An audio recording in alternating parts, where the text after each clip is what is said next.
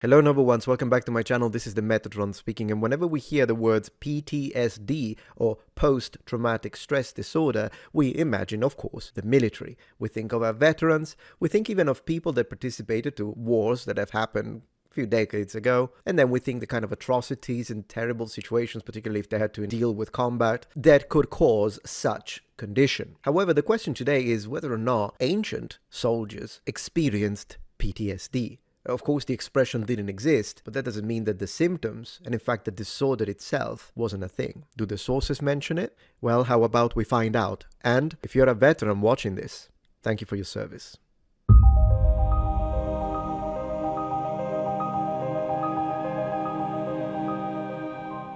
Alright, first and foremost, let's define what we are talking about before we try to apply it retrospectively to the ancients. So here we are on Mayo Clinic, and they tell us, as an overview, post-traumatic stress disorder, PTSD, is a mental health condition that's caused by an extremely stressful or terrifying event, either being part of it or witnessing it. Symptoms may include flashbacks, nightmares, severe anxiety, and uncontrollable thoughts about the event. So already this, once again, even though it's a relatively new, we'll look into the history of this, it's a relatively new descriptor, a mental condition that's caused by an extremely stressful or terrifying event. I think something like this can go back all the way to freaking Paleolithic, most likely. Let's continue.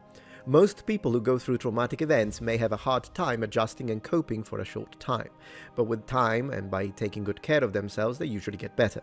If the symptoms get worse, last for months or years, and affect their ability to function daily, they may have PTSD. Alright, so already we can see here, I actually like this definition, is very well explained in a concise way. So really is the length. So everyone who is exposed to traumatic experiences will have a certain level of mental hardship, but with that being said, if this doesn't get better, in fact it gets worse for years, and as we see it deals with their ability to function in society, that's when we define it as PTSD. We read getting treatment after PTSD symptoms arise can be very important to ease symptoms and help people function better. So let's have a look at these symptoms very quickly. Post-traumatic stress disorder symptoms may start within the first 3 months after a traumatic event, but sometimes symptoms may not appear until years after the event. Interesting, see, I didn't know this. These symptoms last more than 1 month and cause major problems in social or work situations and how well you get along with others. They also can affect your ability to do your usual daily tasks. Generally, PTSD symptoms are grouped in 4 types: intrusive, memories, avoidance, negative changes in thinking and mood,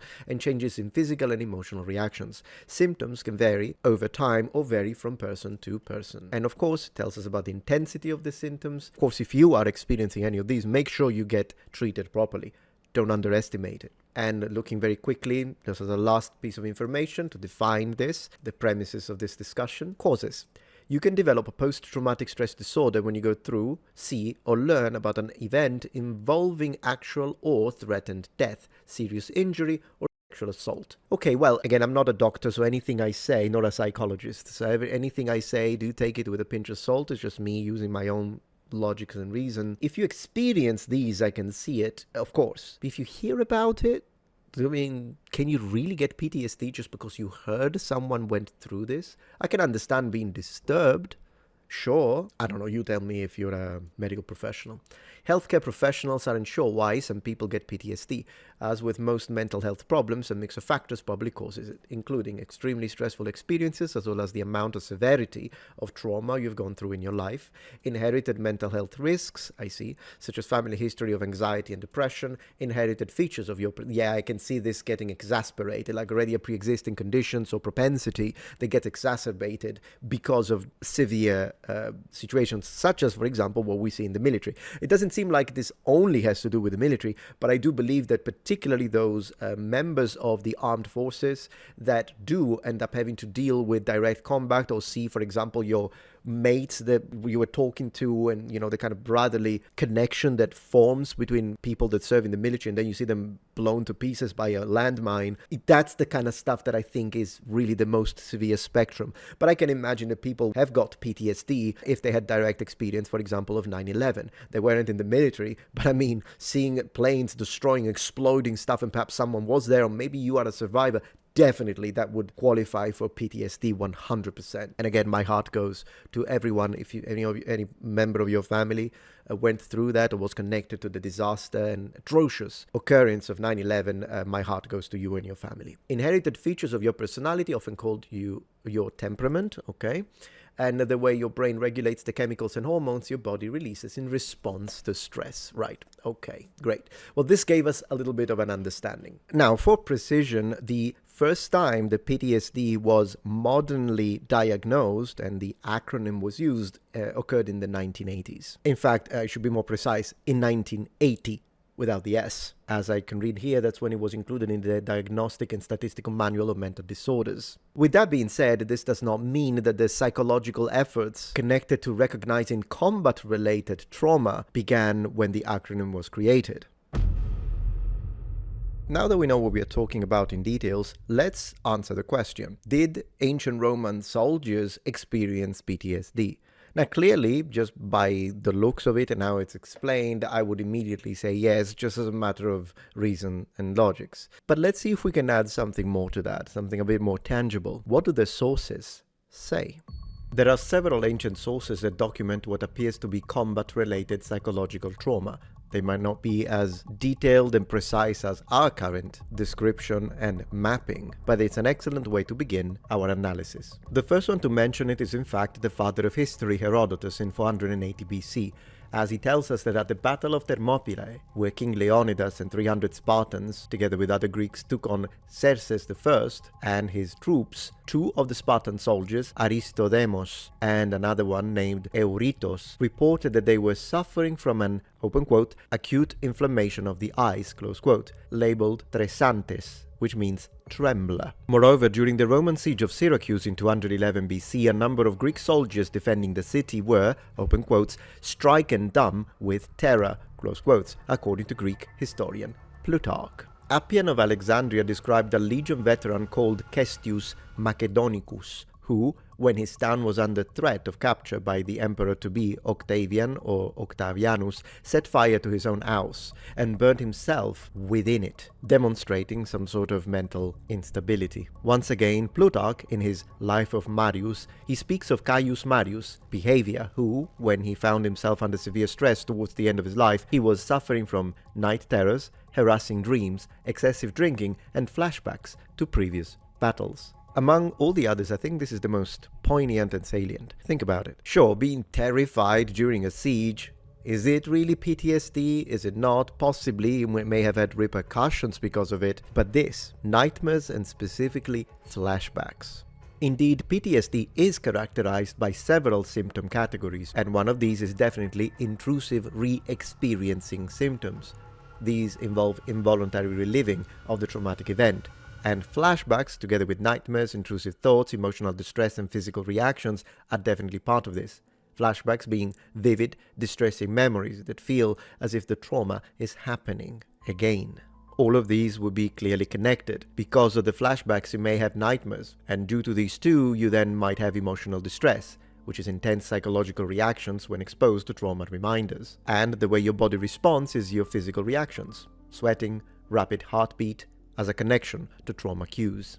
However, all of this has to do with the classical world, and in a minute we will look at how the Romans legally dealt and recognized these sort of behavior patterns and conditions. But before we do this, let me ask this question: how far back can we really go? Because earlier on the video I said probably you can go back all the way to the Stone Age, but we can't prove it with the sources. But what we can prove is that PTSD is definitely as ancient as Mesopotamia when it comes to its written records.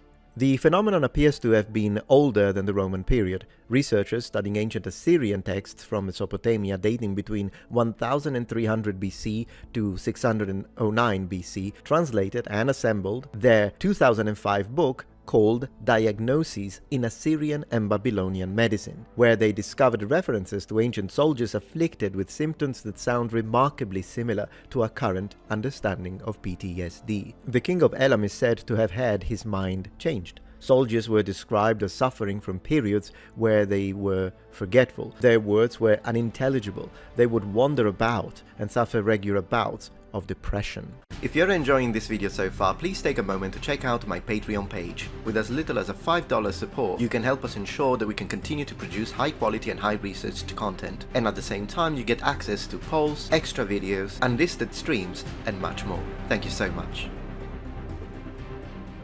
On Nova, we read, ancient Mesopotamian text shows PTSD may be as old as combat itself. Yeah, probably older. Mesopotamian texts more than 3,000 years old reveal that post-traumatic stress disorder may be as ancient as combat itself. Post-traumatic stress disorder. Researchers studying ancient texts. Here is James Gallagher's interviewing hacker Hughes for BBC News. Open quotes. The sort of symptoms after battle were clearly what we would call now post-traumatic stress symptoms. They described hearing and seeing ghosts talking to them, who would be the ghosts of people they killed in battle. And that's exactly the experience of modern-day soldiers who have been involved in close hand-to-hand combat.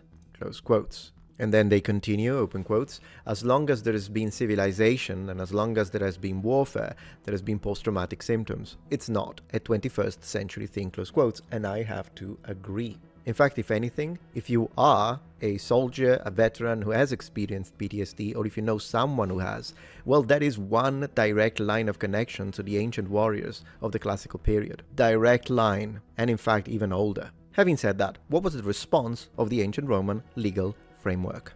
The Roman military had formal procedures for dealing with psychological casualties. In military law, early discharge, called missio causaria, as distinguished from either a dishonorable or honorable discharge, could be granted to a soldier for a physical or mental disability. Of course, they would have resulted due to their service. This missio causaria was an honorable discharge because of physical or mental invalidity that had to be determined by a committee of 3 army physicians. Soldiers who became unfit for service through sickness or injuries were released from service. However, this was not done lightly, but only after thorough medical examination had confirmed that it was extremely unlikely that they would ever recover sufficiently to serve again.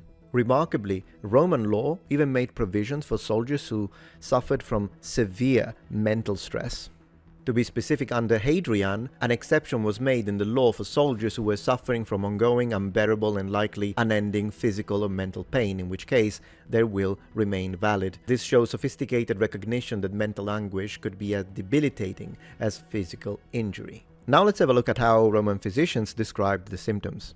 The medical writer Celsus described the conditions of insania sine febre, which means mania without fever. This condition involved hearing and seeing things which were not real, irrationality, depression, loss of appetite, frightfulness, mood swings, eye movements, and hypervigilance. They described hearing and seeing ghosts talking to them, who would be the ghosts of the people they killed in battle, as we expressed. And when it comes to the sort of treatments that were considered appropriate, Galen is our man. For those who don't know, Galen is the ancient Roman physician, surgeon, and we could say medic. In fact, also a philosopher.